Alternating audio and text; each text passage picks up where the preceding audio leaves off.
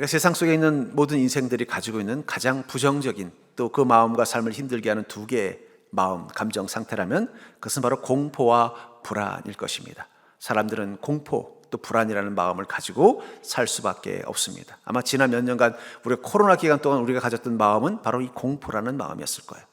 이 공포라는 마음은 사실은 인간이 이 땅 가운데 존재했던 이 원시 시대부터 계속 사람들의 마음 가운데 중심에 자리 잡고 있었습니다. 그래서 이 공포감 때문에 사람들은 사회를 만들고 또 마을을 만들고 문명을 만들고 또 절대자인 신을 의지하는 신앙을 갖게 된 게 바로 이 공포라는 마음이 주는 또 하나의 우리 인생에 만들어진 문명이라고 말할 수 있다면, 이 불안은 사실은 오래전부터 있었던 게 아니라 현대 와서 생긴 문제라고 합니다. 이 불안은 사실은 엄밀하게 말하면 우리의 자아를 발견한 이후 사람들의 마음 가운데 있는 가장 근원적인, 어떻게 보면 부정적인 감정일 것입니다. 그래서 어떤 철학자는 이 불안을 죽음에 이르는 병이다라고까지 정의를 내리고 있습니다. 그럼 왜 이 불안은 현대인들의 병이냐? 현대인들의 마음 가운데만 특징을, 소위 말하는 이 원시인들은 불안이라는 마음은 별로 없었대요. 그들은 공포심은 있었지만 불안감은 별로 없었다라는 거예요. 근데 현대인들은 공포심보다는 불안감이 더 주 정서가 된 이유는 자아를 발견한 이유부터라는 거예요. 왜냐하면 내 마음대로, 내 뜻대로 내게 집중하는 삶을 사는 순간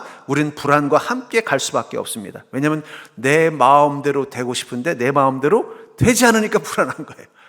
내 뜻대로 하고 싶은데 내 뜻이 자꾸 좌절되니까 불안한 거예요. 내게 집중하면 집중할수록 연약하고 초라하고 위선적인 자기를 바라보니까 불안한 것입니다. 결국은 이 불안은 자아와 관련된 거예요. 내가 마음대로 해보고 싶은데 마음대로 되지 않는 인생을 보니까 불안해지는 것이고, 내가 뜻대로 하고 싶은데 자꾸 내 뜻이 꺾일 때마다 우리는 불안감을 느끼는 것이고, 나에게 집중하면 집중할수록 나의 초라함과 연약함이 보이기 때문에 불안한 것입니다.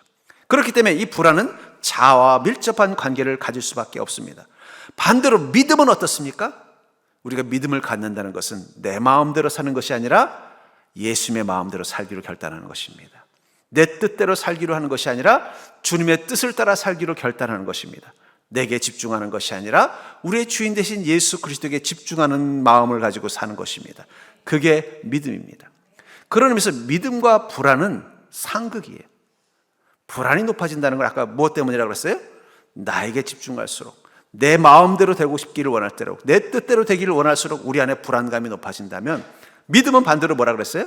내 마음이 아니라 주님의 마음에 따라서 되어 살기를 원하고, 내 뜻대로 되기를 원하는 게 아니라 주님의 뜻대로 살기를 원하고, 내게 집중하는 것이 아니라 주님께 집중하도록 만들어주는 게 믿음의 힘이라면, 믿음이 올라갈수록 불안감은 떨어지게 되어 있는 거예요. 그래서 여러분들 생각해 보십시오. 막 불안하다가도 은혜 받고 나면 어떻게 돼요? 갑자기 불안감이 싹 사라지잖아요. 그러니까 여러분 불안하면 어떻게 해야 돼요? 다시 은혜를 받으시면 돼요. 그러니까 여러분 내 안에 자꾸 불안이 생기지 하면 뭐라고 생각하라고요? 내 믿음이 지금 떨어지고 있구나. 믿음과 불안은 서로 상당, 충돌되는 것이라는 것입니다.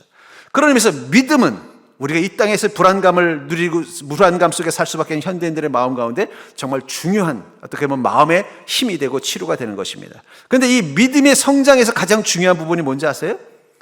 그것은 내 안에 주님의 비율이 높아지는 것입니다. 우리 안에는 자아가 여전히 있습니다. 그리고 우리 안에는 주님의 마음이 함께 합니다. 성령님이 우리 안에 임재했다는 것은 다른 말로 표현하면 영이신 주님의 마음이 우리 가운데 있는 것입니다. 그런데 모든 사람들이 내 마음과 주님의 마음이 똑같은 비율은 아니에요. 어떤 사람은 내 마음이 80%이고 주님의 마음이 20%인 믿음을 가진 사람도 있어요. 그런 분들은 자기 마음, 자기 뜻, 자기 의지대로 살지 절대 주님에게 의지해서 살지 않게 됩니다. 그러니까 주님을 믿지만 그 주님이 어떤 분이에요? 내게 아무 영향을 주지 않는 분. 그러다 보니까 내가 믿음은 있지만 여전히 내 안에 불안감이 사라지지 않는 단계.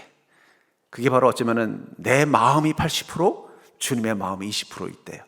그러다가 내 마음이 한 50%, 내 믿음이 자라서 주님의 마음이 50%가 되면 어떻게 될까요? 이제는 왔다 갔다 하는 거예요.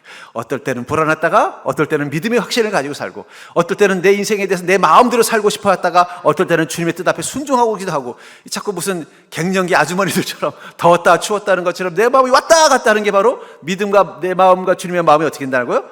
50대 51대라는 거예요. 그러다가 내 마음은 20%, 주님의 마음이 80%인 경지, 믿음이 자라면 어떻게 될까요?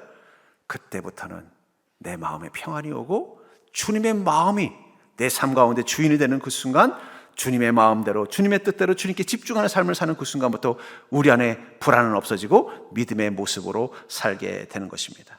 오늘 16절에 보니까 누가 주의 마음을 알아서 주를 가르치겠느냐, 그러나 우리가 그리스도의 마음을 가졌느니라 라고 바울 목사님이 고백했을 때, 나는 그리스도의 마음을 가졌다는 것. 여러분, 모든 믿는 사람들은 다 그리스도의 마음을 가지고 있습니다.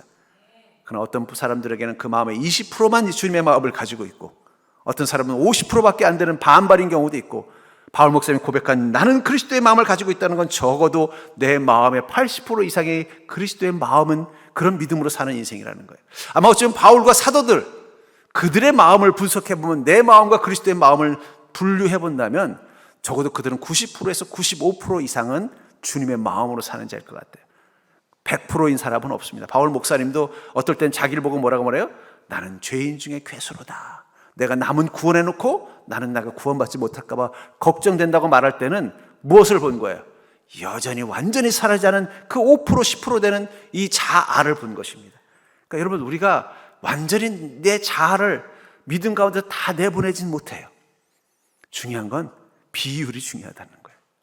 아까도 말한 것처럼 여전히 내 자아가 내 마음의 80% 이상을 지배하고 있고, 그저 주님을 믿는 믿음, 주님의 마음의 20% 정도인 인생은 여전히 내 뜻대로 내 마음대로 살지만 불안하고 그 믿음의 모습이 전혀 나타나지 않을 것입니다.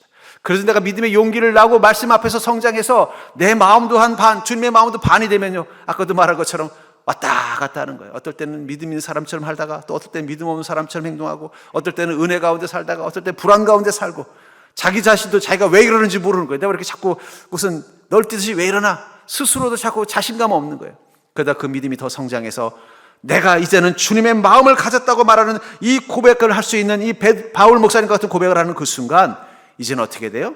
내가 주님의 마음으로 인생을 사는 인생으로 변화되게 된다는 것입니다.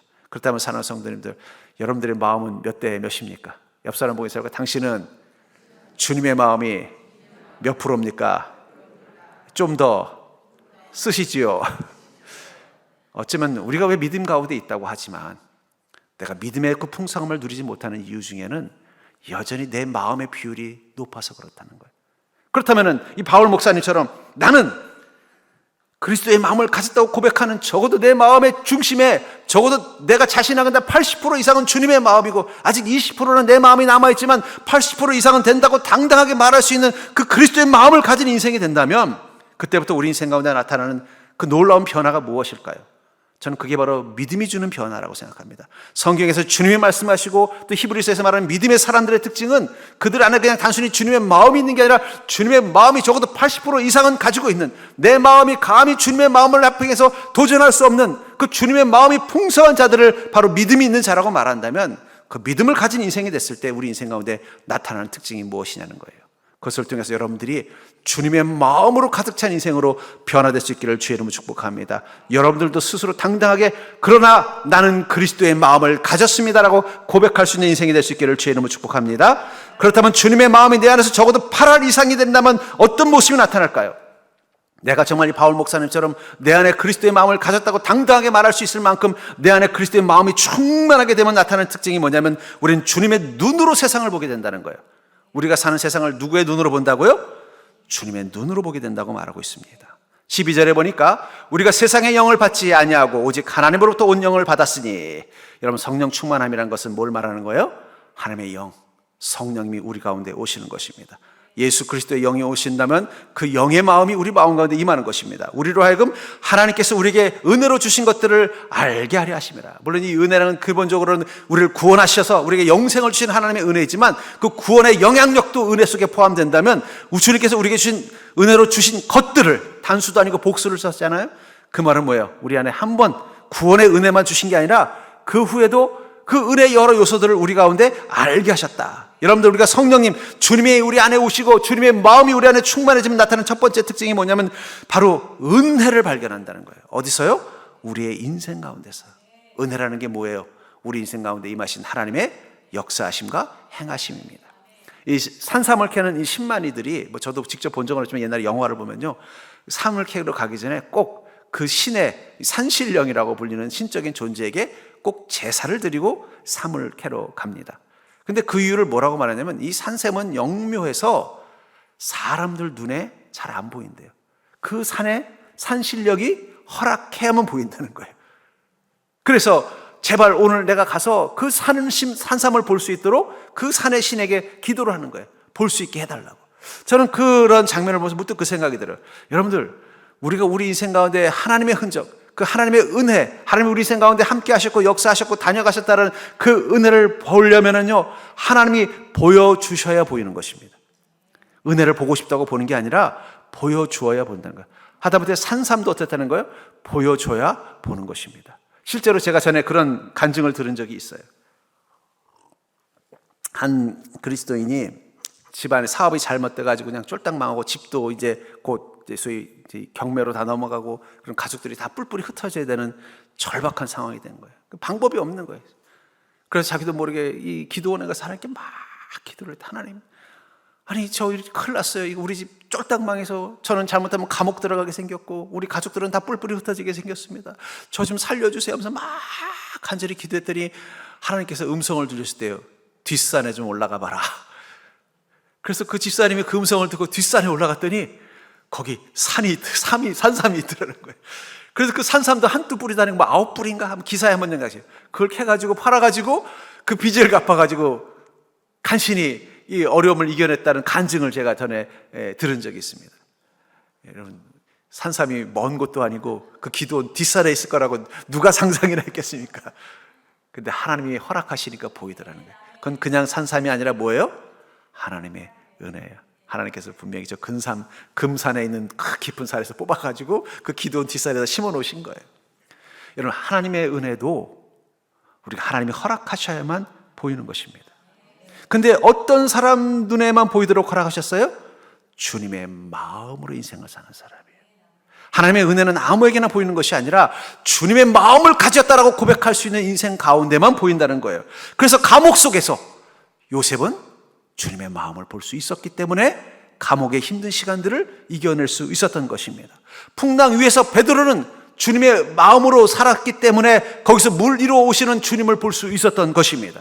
다메섹 도상에서 바울은 주님께서 그를 택하셨기 때문에 그 도상 한가운데서 주님의 음성이라는 은혜를 발견할 수 있었다는 거예요. 우리 인생의 어둠, 어쩌면 절망이라는 것은 어둠만 보이는 게 절망일 수도 있어요. 어둠만 보이면 우린 다 절망할 수 있어요. 가끔씩은 뉴스에 보면 그럴 때 있잖아요. 아유, 저 사람 힘들겠지만 그래도 목숨을 끊을 정도는. 얼마 전에도 한 공무원이 민원인에게 시달려서 그만 자기 목숨을 끊었다라는 걸 볼 때 어떤 사람은 아이고 그 못된 사람 왜 이렇게 아직 젊은 사람을 괴롭히나 이렇게 할 수 있지만 어떤 사람은 뭐라고 생각해요? 나는 되고 싶어서 그렇게 열심히 해도 안 되는 공무원 합격해놓고는 그 민원 당연히 하다 보면 별의별 사람 만나서 시달리는 건 당연한데 왜 그것 때문에 저렇게 목숨까지 끝나? 라고 생각하겠지만 그 사람의 입장에서 그럴 수밖에 없었던 이유는 무엇 때문이에요? 그에게는 어두움만 보였기 때문이라는 거예요. 남들이 보기엔 뭐 그 정도 가지고 해. 하지만 중요한 건 그 사람에게는 그게 뭐예요? 어둠만 보이는 절망이라는 거예요. 여러분, 절망은 다른 게 아니에요. 어둠만 보이면 절망입니다. 남들이 보기엔 뭐 그 정도 어둠이야. 하지만 어둠만 보이면 그건 절망인 거예요. 그 어둠 속에 그래도 촛불 같은 신락 같은 빛이라도 있으면 절망하지 않는 거예요. 근데 그 빛이 없으면요, 아무리 아무것도 아닌 것처럼 보여든 어둠도 우리를 절망하게 만들 수 있는 것입니다. 반대로 소망은 뭘까요? 그 어둠 속에서 하나님의 은혜가 보이는 게 소망입니다. 내 삶이 정말 죽을 것 같고 내 인생이 정말 다 끝난 것처럼 보이고 하루하루가 지옥처럼 느껴져도 날마다 그 속에서 하나님의 은혜가 보이면요, 우린 절망하지 않습니다. 다시 일어날 수 있습니다. 그 소망 하나 붙잡고 다시 오늘 하루를 살아갈 수 있다는 거예요. 그렇게 살아가다 보면 어느 순간 어떻게 돼요? 어둠은 사라지고 주님의 은혜의 빛이 내 삶 가운데 가득 채워지는, 아, 내가 정말 복된 인생을 사는구나 하고 고백할 시간이 오는 것. 저는 그게 바로 그리스도인의 회복이요, 그리스도인의 축복이라고 생각합니다. 그런 의미에서 어쩌면 우리는 어둠을 두려워하는 자들이 아니라 그 어둠 한가운데 주님의 은혜가 보이지 않는 것을 근심하는 자, 저는 그게 믿음이라고 생각합니다. 여러분들이 어떤 어둠, 여러분들이 설마 요셉처럼 감옥 속에, 그것도 왕의 감옥, 영원히 나올 수 없는 그 지하 감옥에 갇혀본 적이 있어요? 그 속에서도 하나님의 은혜가 보이면 일어설 수 있는 것입니다. 그냥 일어서기만 하는 게 아니라 어떻게 돼요? 그가 종의 신분으로 그 감옥 가운데 들어갔다가 한 나라의 국무총리가 돼서 그 감옥문을 나오게 하나님 만들어주시는 은혜가 보이기 시작한다는 거예요. 그런데 그 주님의 은혜가 보이려면 어떻게 돼요? 주님의 마음을 가져야 되는 거예요. 주님의 마음을 가지면 주님의 눈이 우리 눈 가운데 임하셔서 우리가 주님의 눈으로 세상을 보기 시작하자 주님의 은혜가 보이고 주님의 약속과 계획이 보이니까 평안과 소망이 보이는 것이, 소망이 생기는 것입니다. 그런 의미에서 여러분들의 인생 가운데 주님의 은혜, 그것이 없는 것이 아니라 보이지 않는 거예요. 어떨 때는 주님, 저에게 왜 이렇게 힘들게 하세요? 저는 도대체 안 사랑하세요? 제 삶에 어디에도 주님의 은혜는 없는 것 같네요. 주님의 도우심은 없는 것 같네요. 아니에요. 없는 게 아니라 보이지 않는 것입니다. 옆 사람 보고 인사할까요? 없는 게 아니라 보이지 않는 것입니다. 근데 그 은혜를 보려면 어떻게 된다고요? 우리 안에 주님의 마음을 업그레이드 해야 돼요. 주님의 마음이 점점 내 마음의 위로 80%, 90% 올라가면 올라갈수록 우리 눈에 뭐가 잘 보여요? 주님의 은혜가 잘 보이는 거예요. 뒷산에만 올라가도 산삼을 캐게 된다니까. 보여야만 얻을 수 있는 것입니다. 그러나 반대로 주님의 마음이 내 안에서 점점 약해져 가면요, 있는데도 안 보이는 거예요. 발 밑에 있는데도 안 보이는 거예요. 그렇기 때문에 여러분들, 정말 우리 삶 가운데 너무 힘들고 어렵다면 그때 우리가 해야 되는 가장 중요한 기도는 뭘까요? 주님, 내가 주님의 마음이 되어서 내 삶 가운데 주님이 이미 준비하신 주님의 은혜를 보게 하여 주시옵소서. 절 따라 볼까요? 주님의 은혜는 없는 게 아니라 보이지 않는 것이다.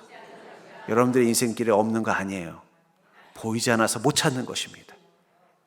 찾으면 그 어둠은 아무것도 아니에요.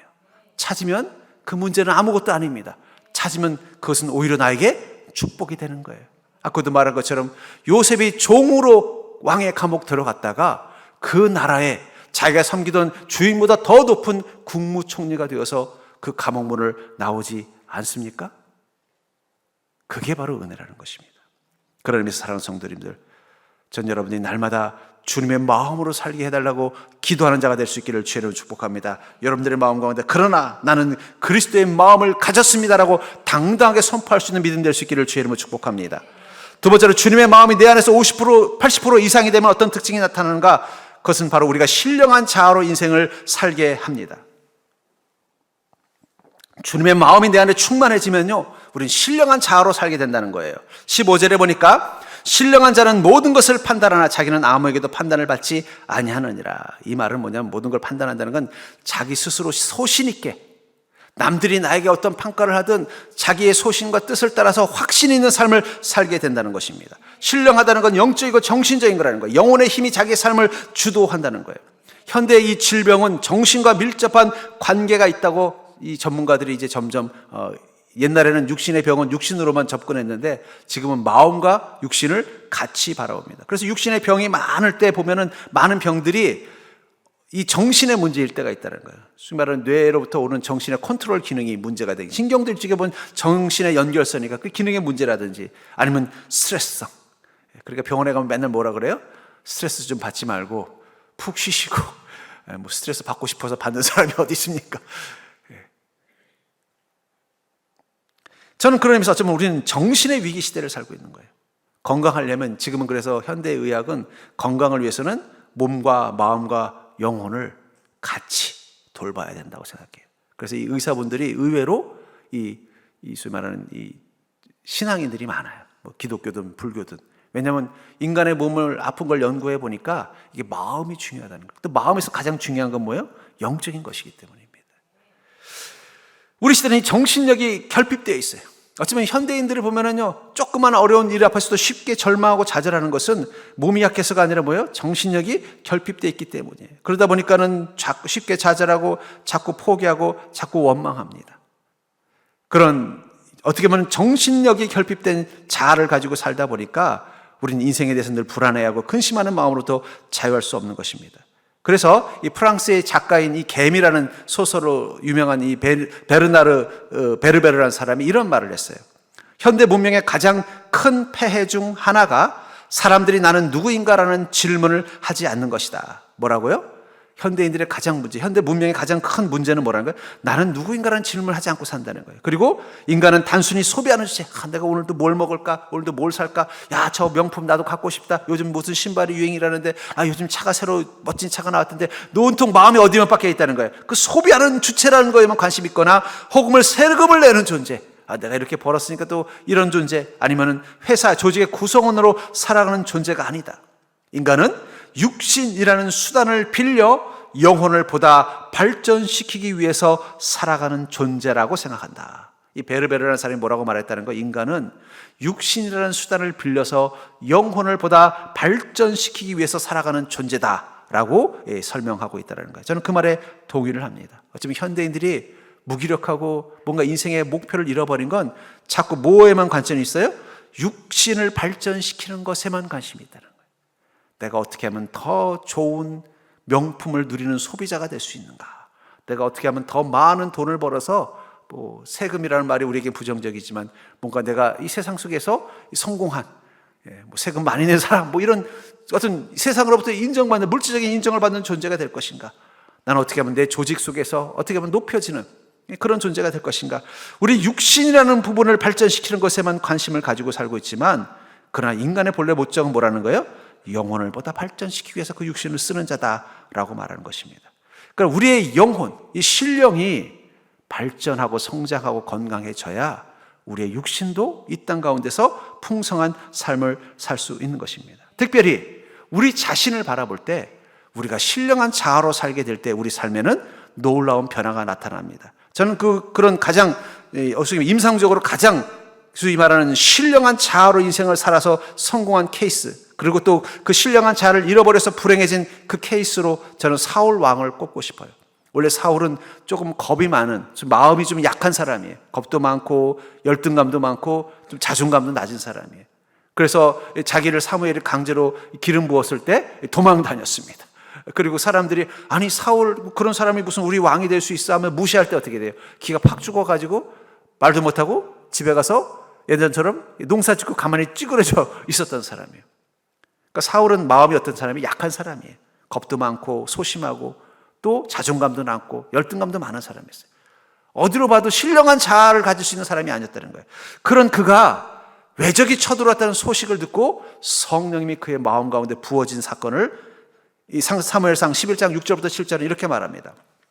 사울이 이 말을 들을 때 하나님의 영에게 크게 감동되며, 하나님의 영에 감동됐다는 건 뭐예요?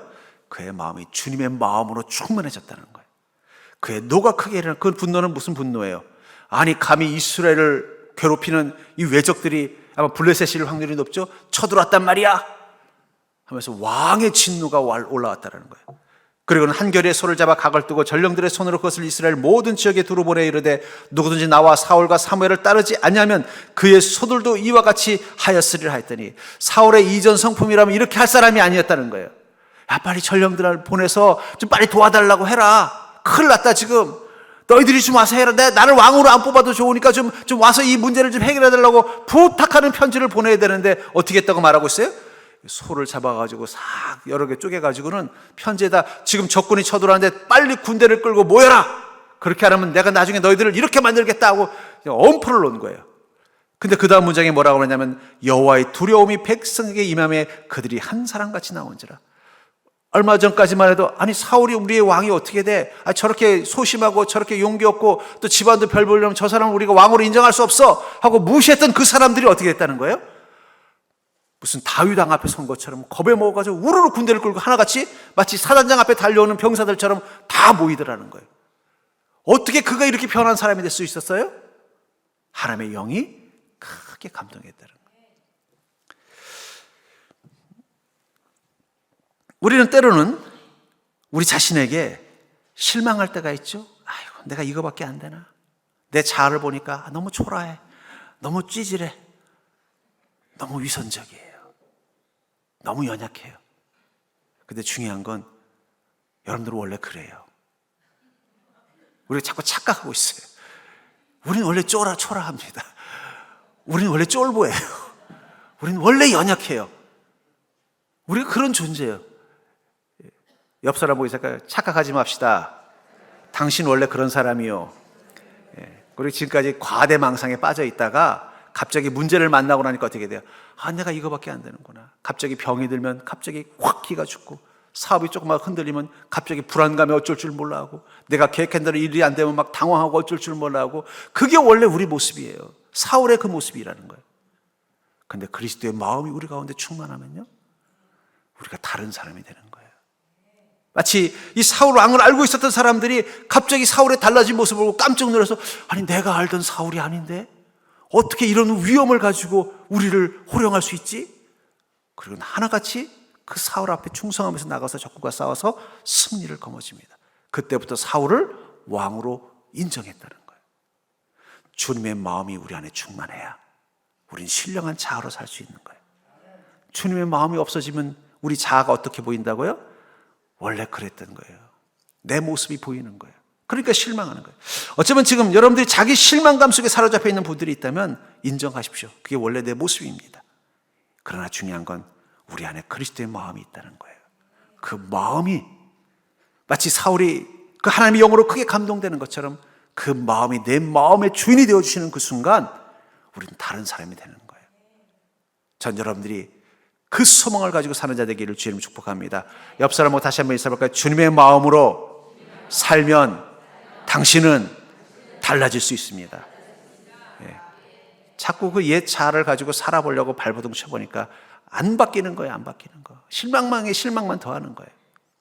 그러나 내가 그리스도의 마음을 갖는 그 순간 우리 다른 사람이 되는 것입니다. 세 번째로, 주님의 마음이 내 안에 80% 이상이 되면 어떤 특징이 나타나느냐? 우리는 날마다 천국으로 가는 길이 보인다고 말하고 있어요. 우리가 주님의 마음으로 살면요, 우리는 날마다 무엇이 보인다고요? 천국으로 가는 길이 보인다고 말하고 있습니다. 사도행전 20장 23절과 24절을 보시면, 오직 성령이 각 성에서 내게 증언하여 결박과 환난이 나를 기다린다 하시나, 내가 달려갈 길과 주 예수께 받은 사명 곧 하나님의 은혜의 복음을 증언하는 일을 마치려 하면은 나의 생명조차 조금도 귀한 것으로 여기지 아니하노라. 바울 목사님이 복음을 전하기 위해서 각 지역을 선교를 다니시다가 어느 날 갑자기 선언을 한 거야. 내가 예루살렘에 가야 되겠다. 지금 요즘 예루살렘 교회가 어렵다는데 여러분들 헌금한 거 가지고 예루살렘을 가야겠습니다. 그랬더니 성령님이 나타나셔서 뭐라고 말해요? 사울아, 가지 마라. 너 거기 가면은 고통당할 거다. 너는 거기 가면 감옥에 갇힐 거다. 너 인생 가운데 환난이 올 거다. 또 하나님이 이 사울에게만, 목사님에게만 그런 게 아니라, 바울 목사님에게만 말한 게 아니라 주변에 바울 목사님을 사랑하는 사람들에게도 보여주신 거예요. 그러니까 다 하나같이 뭐예요? 가지 마세요. 가지 마세요. 거기 가면은 목사님 고생하신대요. 거기 가면 하나님 거기서 환난을 당한대요. 가지 마세요. 그랬더니 바울 목사님이 뭐라고 말했다는 거예요? 나는 나의 달려갈 길과 주 예수께 받은 사명 곧 하나님의 은혜의 복음을 증언하는 일을 마치려 하면은 나는 나의 생명조차 좋은 것으로 조금도 귀한 것으로 여기지 않습니다. 나는 갈 수밖에 없습니다. 왜 그런 바울 목사님은 그렇게 막는데도 불구하고 예루살렘을 갈 수밖에 없었을까요? 그것은 바울 목사님의 눈에 무엇이 보였을까요? 예루살렘을 향해 걸어가시는 예수님의 발자국이 보인 거예요. 바울 목사님은 다메섹 도상에서 예수님을 만난 이후 주님의 마음이 그의 마음 가운데 주인이 되는 그 순간 매일매일 그의 눈에 보이는 게 있습니다. 현관문을 열 때마다 예수님의 발자국이 보이는 거예요. 바울 목사님은 그 예수님 발자국 따라서 하루하루 산 거예요. 아침에 문 열면 주님의 발자국이 저쪽으로 나 있네. 그럼 그 길 따라가는 거예요. 거기가 안디옥이면 안디옥으로 가는 것이고, 거기가 고린도면 고린도로 가는 것이고, 거기가 예루살렘이면 예루살렘을 갈 수밖에 없다는 거예요. 비록 하나님도, 성령님도, 비록 사람들도 그 예루살렘 가면 당신 고생해요, 예루살렘 가면 당신 문제 많아요. 근데도 바울 목사님은 갈 수밖에 없는 이유는 무엇 때문이라는 거예요? 주님의 발자국이, 오늘도 내 문 앞에 있는 주님의 발자국이 예루살렘을 향해 걸어가시고 있는데 내가 어떻게 안 갈 수 있냐는 것입니다. 왜 예수님은 골고다 언덕을 오르실 수밖에 없었을까요? 왜 십자가를 지고 골고다 언덕을 오르실 수밖에 없었을까요? 여러분들 이 고속도로를 타면은요, 요즘 변화된 재밌는 걸 봅니다. 제가 아주 편리하게 이용하는 게 있어요. 그게 뭐냐면 바로 색깔 유도선이에요. 한번 영상을 한번 보여줄까요? 여기 보면 이 분홍색하고 초록색 보이죠? 옛날에 이게 없었어요. 그럴 때는요, 이게 램프에 가면은요, 이게 첫 번째 램프로 빠져야 되나, 두 번째 램프로 빠져야 되나, 헷갈릴 때가 많아요. 어떨 때는 내비게이션이 더 헷갈리게 만들어요. 예. 조금 있으면 오른쪽으로 꺾으십시오. 그러면요, 너무 빨리 꺾어가지고 엉뚱한 데가 그래요. 근데 요즘은 편리한 게 뭐냐, 밑에 이렇게 색깔로 해놨어요. 이 선 따라가면 어떻게 된다고? 대구로 가는 방향이고, 이 선 따라가면 외관으로 가는 방향입니다. 그러니까 자기 목적지만 오면 돼요. 그 선만 따라가면 되는 거예요. 고민할 필요가 없어요. 저도 이 서울에서 경부선 타고 오다 보면은 이 어디죠? 송탄 IC로 빠지면 거기 평택 제천간과 경부속도 만날 때 보면요, 거기가 생각보다 헷갈립니다. 그래서 당황한 적이 있어요. 잘못하면 저쪽 제천으로 갈 뻔도 하고 막 놓칠 뻔도 했어요. 근데 이제는 그 고민이 없어진 게 뭐냐면 색깔만 보면 가면 되는 거예요. 왜 예수님께서는 골고다 언덕을 십자가를 지고 가실 수밖에 없었을까요? 거기에 바로 이 색깔 유도선이 있었다는 거예요. 천국, 부활, 승리. 주님은 그냥 골고다 언덕을 오르신 게 아니라 그 색깔 유도선, 이 길로 가야 천국이 있고, 이 길로 가야 부활이 있고, 이 길로 가야 죄와 사망으로부터 승리할 수 있다라는 표지판을 보셨기 때문에 주님은 그 골고다 언덕을 넘어갈 수밖에 없었던 것입니다. 여러분, 그리스도의 인생은 제가 이 카이, 그리고의 인생이라고 말씀드렸잖아요. 주님을 잠시 보지 못하고 주님을 다시 보는 그 길을 향해 가는, 그 길에서 가장 중요한 건 뭐예요? 바로 그 색깔 유도선이 어디로 나 있냐는 거예요. 우리 인생에 그리스도의 마음이 되는 그 순간, 여러분들이 아침마다 문을 열면요, 색깔 유도선이 여러분들을 인도할 것입니다. 거기 이렇게 써 있어요. 주님이 계신 곳, 주님이 약속하신 곳, 주님의 발자국. 우리는 어떻게 살아야 될까요? 그리스도인은 어떻게 살아야 될까 고민하지 않습니다. 그리스도의 마음을 가지고 살면 날마다 그 색깔 유도선이 우리가 어느 방향으로 가야 되는지를 보여주고 있는 거예요. 주님의 마음이 되면 그게 보이는 거예요. 그렇기 때문에 주님의 마음을 가진 사람은요, 인생에 대한 갈등이 없어요. 왜냐하면 오늘도 어떤 마음이면 돼요? 내가 어디로 가는 게 주님이 계신 곳인지만 볼 수 있으면 돼요. 어디 길로 가는 게 주님의 약속하신 길을 가르치는지만 보기만 하면 된다는 거예요. 어디에 있는 게 주님의 발자국인지만 확인할 수만 있다면 우리는 묵묵히 그 길을 따라 가기만 하면 된다는 거예요. 어쩌면 세상 사람들의 그 불안의 근원적인 요소 중에 또 하나는 뭐예요? 매 순간순간 갈림길을 만나기 때문에 오른쪽으로 가야 되는지 왼쪽으로 가야 되는지, 어떨 때는요 마치 그 길의 그 안내 표지마저 흐려져 버린 상황, 그게 불안의 요소. 거기서 더 나 자신을 의지하면 가야 되니까 불안한 것입니다. 그런데 우리가 주님의 마음으로 사는 그 순간부터 우리의 인생 가운데는 분명한 그 안내선이 보이기 시작한다는 거예요.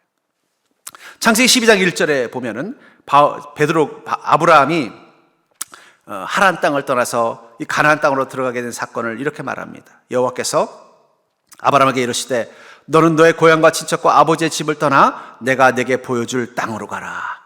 아브라함은 왜 하란 땅을 떠나서 가나안 땅으로 갔어요? 하란 땅도 농사 지을 만한 땅입니다. 야곱이 어디서 부자가 됐어요? 야곱은 가나안 땅에서 부자가 된 게 아니라 하란 땅에서 부자가 됐어요. 단순히 농사 잘 짓고 먹고 살기 편하기 위해서 가나안 땅 간 게 아니라는 거예요. 그럼 왜 가나안 땅으로 갔을까요? 하란 땅에는 하나님이 보여줄 하나님의 지시, 안내선이 없는 거예요. 하나님의 날마다 하나님께서 이곳이 축복과 승리를 향해 가는 길이라는 그 안내 표지판이 없는 땅인 거예요. 거기서는 자기가 고민하고 자기가 선택하고 자기가 판단해서 하루하루 살아가야 되는 늘 불안과 긴장 속에 있는 인생이었던 거예요. 근데 가나안 땅은 어떤 곳이라고 말하고 있어요? 내가 내게 보여줄 땅, 주님이 보여주는 길이 있는 땅, 주님이 날마다 그 안내선을 보여서 이 길로 가는 게 축복이고, 이 길로 가는 게 성공이고, 이 길로 가는 게 승리이고, 이 길로 가는 것이 구원이라는 선명한 주님의 흔적이 있는 땅이기 때문에 아브라함은 망설임 없이 가나안 땅으로 간 것입니다. 전 그러면서 여러분들, 어쩌면 우리가 오늘도 우리 인생에 불안감을 가지고 있다면, 주님 제 마음이 너무 불안해요, 자꾸 근심이 되고 걱정이 되고 불안감이 내 마음속에 사라지지 않아요. 아마 현대인들 중에 많은 사람들이 이 불안장애에 시달리고 있다고 들었어요. 그럴 때 우리에게 필요한 기도는 뭘까요? 주님, 오늘도 주님이 보여주신 그 길을 보게 하여 주시옵소서. 그 길을 따라 묵묵히 가게 하여 주시옵소서. 여러분, 그리스도인은요 어떻게 살까를 고민하는 게 아니라 주님의 길이 보이기를 기도하는 자예요. 주님의 길이 보이면 그 길을 따라 묵묵히 가기만 하면 된다는 거예요.